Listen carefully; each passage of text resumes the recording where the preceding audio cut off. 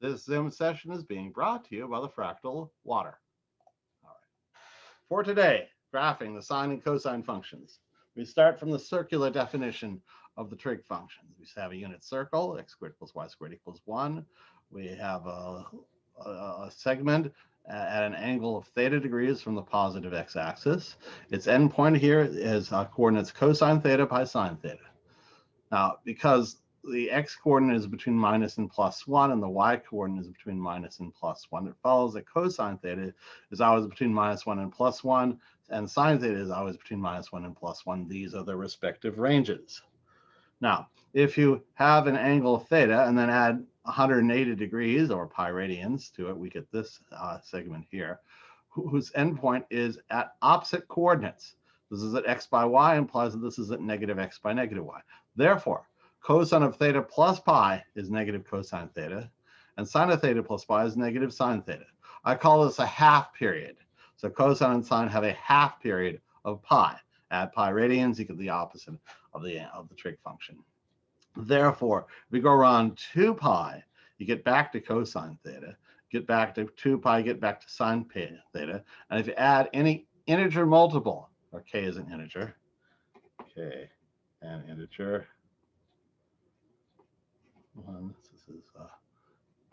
you'll get back to cosine theta. So if you go around 1 full rotation or k full rotations, that's theta plus 2 pi k, you get cosine theta. And if you add 2 k rotations or 2 pi k radians, you get back to sine. So cosine and sine have a period of 2 pi.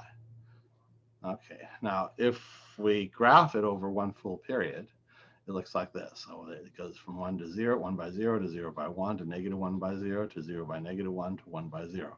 So cosine goes from 1 to 0 to minus 1 to 0 to 1. Sine goes from 0 to 1 to 0 to minus 1 to 0. You get a wave. This is one full wave. Now, if you go over several periods, then you wind up with a wave. And in fact, that's sine and cosine functions are how physicists and mathematicians model waves in general. All right. There's an interesting feature of a half shift rotation, half of a phase shift. Sine of theta plus pi halves, 90 degrees, is cosine theta. And conversely, cosine of theta minus pi halves is sine theta. So if we have an angle theta here, it's this part here is cosine of theta. If we add 90 degrees here, that's theta plus pi halves radians, and this part here is sine of theta plus pi halves, and this equals that. Sine of theta plus pi halves is cos theta, and then subtracting it goes the other way. Cosine of theta minus pi halves is sine theta. Or another way to look at it is that the cosine graph is the same as the sine graph pi halves units earlier, therefore the theta plus pi halves. So, okay, they wave over several periods. If we have a cosine, a sine x or a y equals a cosine x, you get that wave, only its amplitude is bigger or smaller. If this is the graph of a equals y equals 1 sine x, and this will be the graph of y equals 2 sine x. This shallower one is the graph of a equals a half sine x. Here's minus a half sine x. Here's minus sine x. And here's minus 2 sine x. And the same kind of thing happens for cosine x. For 2 gives you a twice as tall a graph. 1 is the graph. A half is half as tall as the graph. And negative turns up or down. So A is modulating what we'll call the amplitude.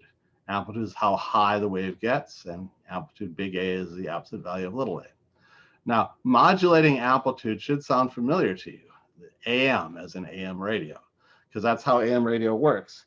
The radio tower outputs a radio wave whose height goes up and down in accordance with the sound wave that it's attempting to transmit. The trouble with AM radio is that at these parts, where the amplitude of the radio wave is small, then the signal is vulnerable to being to static from random electrical discharges of various sorts, power lines, people turning things on and off, and lightning strikes, and so on. Therefore, AM radio tends to be a little bit more staticky, and that's why it's usually reserved for signals which can handle a little bit of noise without too much trouble. Thus, for example, voice transmissions, but not music. Modulating frequency. This is if you have y equals sine omega x and cosine omega x. This looks like a W, but it's the Greek letter omega. And for some reason, it's traditional to use omega. So here, what this does, it makes the wave wider or shorter or thinner. So here, sine 1x, it's a wave. Sine of half x takes twice as long to go through its cycle. And sine 2x takes half the time to go through its cycle. Ditto with cosine. Cosine 1x, cosine of half x is stretched out. Cosine 2x is squeezed in. So the period, it'll be, well, the usual 2 pi, only divide by omega. So if it's half, its period is 4 pi. If it's 2, period is pi. So omega modulates frequency as an FM radio. The way FM radio works is that the radio tower outputs a radio wave whose frequency is modulated shorter or slower depending upon the sound wave being transmitted. And because this wave is always at a constant amplitude, it's not as vulnerable to random electromagnetic interference. That's why FM radio is used for signals which require high fidelity, such as for music. All right. So if you have y equals a sine omega t or y equals a cosine omega t, a modulates the amplitude, absolute value of a, and omega modulates the period, 2 pi over omega. So for example, here we have y equals -6 sine pi x, y equals 5/3 cosine -2/3 pi over x. Find the amplitude and the period. Okay, for this one, amplitude is absolute value of -6. 6. Period is 2 pi over pi is 2. For this one here, amplitude is the absolute value of 5/3 is 5/3. The period is 2 pi over the absolute value of -2 pi over 3, makes 3. Now, here they ask the graph, y equals cosine 4x over 2 cycles. Well, the amplitude is 1. The period is 2 pi over 4, which is pi over 2. And here I recommend making a table, because there's sometimes trouble when we're dealing with where the peaks and the nodes are. So when you set x equal to 0, its cosine 0 is 1. And 1 full period later, which is pi halves, it's back to 1. Half a period at pi over 4, it's at -1. Now we have the peak to valley to peak, and in between the peaks and the values are zeros. Here, in midway between pi and pi fourths is pi eighths. Between pi fourths and pi halves is 3 pi eighths. So 0, it's 1. At pi eighths, it's 0. At pi fourths, it's -1. At 3 pi eighths, it's 0. And at pi halves, it's 1 again. That's 1 full cycle. Then we do the same thing for a second full cycle. And this is a graph over 2 cycles.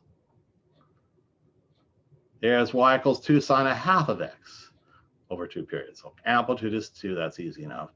Period is 2 pi over a half, which is 4 pi. The trouble is with this is a sine. So, okay, it's easy enough to see when x is 0. 2 sine 0 is 0, which is 0. And a full period later is at 4 pi, so it's 0 again. And a half period later, half period between them, it's the opposite of 0, which is 0. 0, so 0 to 0 to 0. Between the zeros are peaks and valleys, but it's the trouble with sine is that it's at 0, so we're not sure if this will be a peak here or a valley here. You actually have to substitute. So between 0 and 0 is at 0 and at 2 pi is pi. So you have to throw it in here, 2 sine pi halves. Okay, sine of pi halves, that's 90 degrees, it's a 1. So 2 times 1 makes 2. So it's 2 here, and a half period later, it's at -2. So 0 to 2 at pi, to 0 again at 2 pi, to -2 at 3 pi, to 0 again at 4 pi. Up, down, up, 1 period, up, down, up, a second period. So here it goes from 0 to peak to 0 to valley to 0. Now here we have a graph. We want to find the equation. Okay, the amplitude is absolute value is 5. Now, maybe a plus or a -5. We'll have to check that later. Now, its period is 8. 2 pi over omega equals 8. So you transpose the 8, W transpose the 8. Omega is 2 pi over 8, which is pi over 4. That's good. We got almost there. So y equals plus or minus cosine of pi x times pi over 4. But which is it, plus or minus? Well, we substitute in 0, you should get over 5. So if x is 0, y is 5. So y, 5 equals 5 cosine 0. It's a plus. That checks it out. So therefore, y equals positive 5 cosine x pi over 4. Here we have, find the equation for this graph. The amplitude is 1. Okay, so y equals a sine omega t because it's going through 0 by 0. Amplitude, absolute value of a is 1. So a is plus or minus 1. Which one is it? Period is 4 pi over 3. So 2 pi over omega equals 4 pi over 3. After a very small amount of algebra, you get omega equals 3 halves. So y equals plus or minus 1 sine 3 pi 3 halves x. Well, now here it is. We use this value here. When x is pi thirds, y is negative 1. So therefore, negative 1 is plus or minus 1 sine of 3 halves times pi over 3. Well, all right. 3's cancel. Sine of pi over 2 is 1. So this will be plus or minus 1 times 1, which is plus or minus 1. Since it's a negative 1, you have to have a negative. So this will be a negative 1 sine 3 halves pi. 3 halves x, excuse me. Okay. All right. We're done with this.